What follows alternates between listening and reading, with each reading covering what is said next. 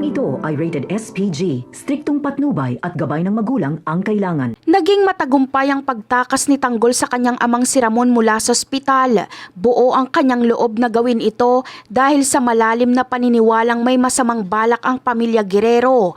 Alam niyang gagawa ng paraan ang mga ito upang tuluyang paslangin ang kanyang ama habang ito ay mahina at nagpapagaling.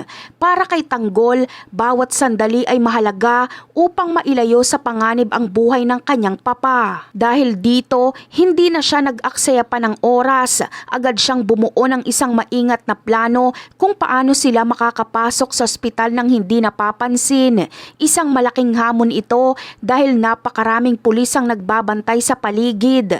Batid ng mga otoridad na may posibilidad na subukang iligtas ni Tanggol ang kanyang ama. Kaya naman, hinigpitan nila ng husto ang seguridad sa buong ospital. Kahit napakahirap ng kanilang misyon, hindi nagpadaig sa takot si Tanggol. Ang kanyang pagmamahal sa ama ang nagsilbing lakas niya upang harapin ang anumang balakid.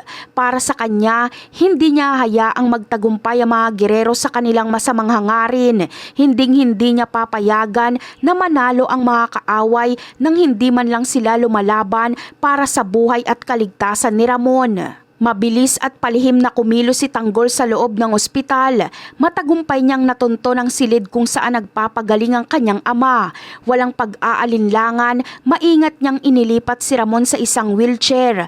Tahimik silang naghanap ng mga ligtas na daan sa ospital, palayo sa mga mata ng mga bantay sa labas. Dinala ni Tanggol ang kanyang ama sa parking lot ng ospital. Doon ay matyagang naghihintay ang kanyang mga kaibigan sakay ng isang sasakyan na magsisilbing kanilang daan patungo sa kaligtasan. Sa bilis na mga pangyayari, walang sino man sa mga pulis ang nakapansin sa kanilang pag-alis na isakatuparan nila ang kanilang plano nang walang gulo at bakas. Nang malaman ng mga otoridad na wala na si Ramon sa kanyang silid, malaki ang kanilang pagkaalarma at pagkadismaya. Hindi nila lubos maisip kung paano nagawa ni Tanggol na makalusot sa kanilang mahigpit na pagbabantay. Labis din ang pagkadismaya nila Rigor at Roberto. Dahil sa kabila ng lahat ng kanilang pagsisikap, muli na namang nabigo ang kanilang plano na tuluyang patahimikin sila Tanggol at Ramon. At yan ang aabangan natin. Bye!